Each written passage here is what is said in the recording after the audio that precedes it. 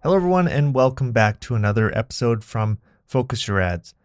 In this episode, we're going to be talking about a few different columns that you can add into your Google Ads, and we're going to be talking more about shopping versus search or anything else like that. So there are a few columns that I really enjoy, a few metrics that I really like to have up when I'm looking at a shopping campaign. This is more to do with a standard shopping campaign. So if you're running a smart shopping or performance max, it may or may not apply. So let's take a look here and look at a few of them. So first up, the one that always comes up, always seems to come up, is search impression share. This is definitely one that I have up. I look at a lot and I'm always checking to see whether I have what kind of search impression share I'm getting with a certain bid. Because if I'm going to change a bid, let's say I have a dollar bid and I want to change it to a $2 bid because I want more traffic. Well, what if you have 99% or 90% of that traffic already? Now you increase it to $2 and yeah, you're probably going to spend more because your bid is going to go up and therefore you're going to actually spend a little bit more. You might get that last 10% of traffic, but is it really worth it to have that extra 10% of traffic and increase that bid? So, and at the last little bit, that last 10%, you're going to see the biggest increase in your cost. So to get that 100% of traffic or to be in front of that 100% of traffic, you're going to see the biggest increase in cost. So search impression share is a great place to start to look at that and to analyze it. Now, keep in mind that search impression share doesn't work alone. There is search impression share lost to rank. This is actually, they list it as search lost IS, and then in brackets, they have rank.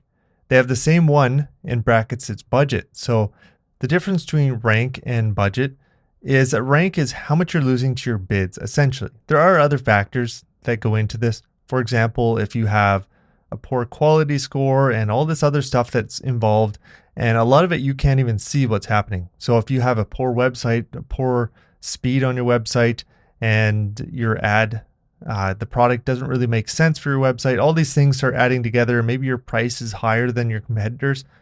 All these things add up to create your rank. But the one thing you can directly control in Google Ads is the bid. So if you increase the bid, your rank goes up. If you decrease your bid, your rank goes down. Now, this isn't a bad thing to have a lower rank or a bad thing to have a higher rank.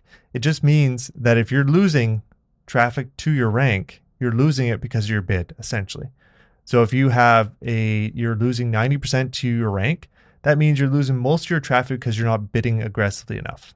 Now, this has to be taken in consideration with search impression share and lost due to budget, because lost due to budget is telling us the other side of the coin is if we're not losing it to rank, we're not losing traffic to rank, we're losing it to our budget. So maybe we have a really aggressive bid and maybe it's $4 and we only need to have $2 bid. So we're getting pretty much everything we can with rank. We have 0% loss to rank, but we are getting like 90% lost to budget.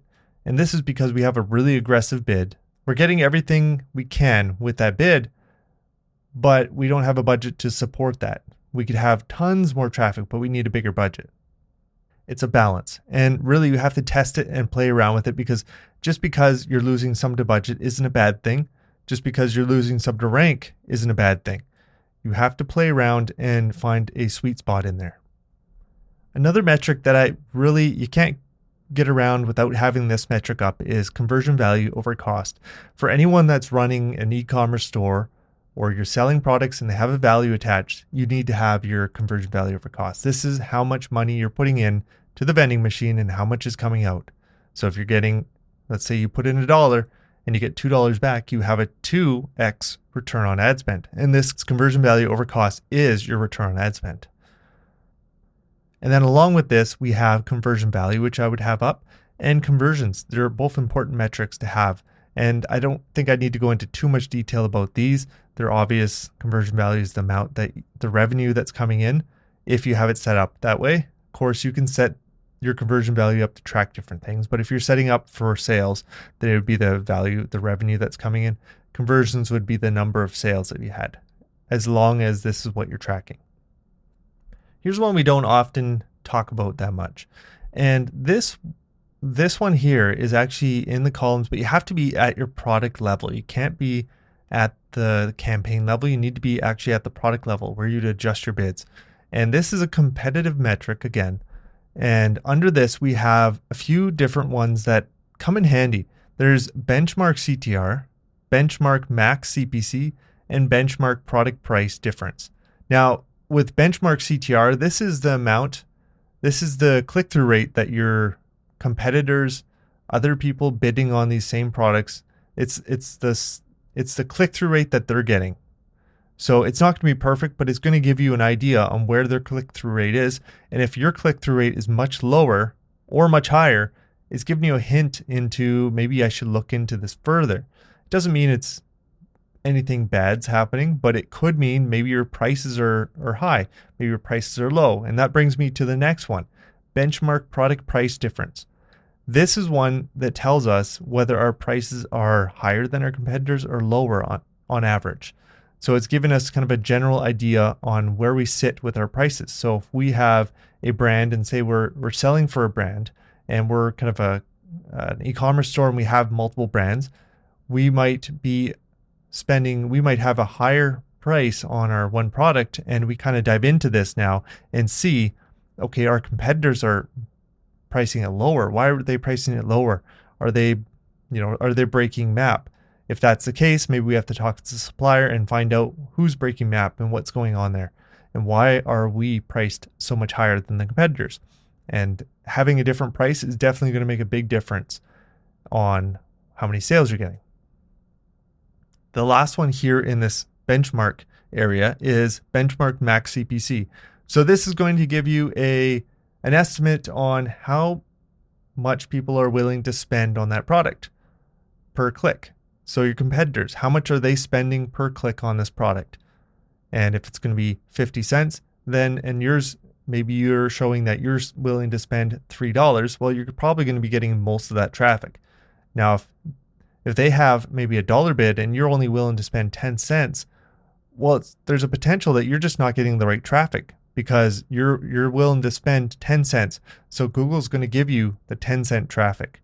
It doesn't always work this way where you get lower quality traffic because you're spending less, but you might fit into certain times when it's less likely to have a conversion. And Google knows that, so they'll give you the traffic for a little cheaper.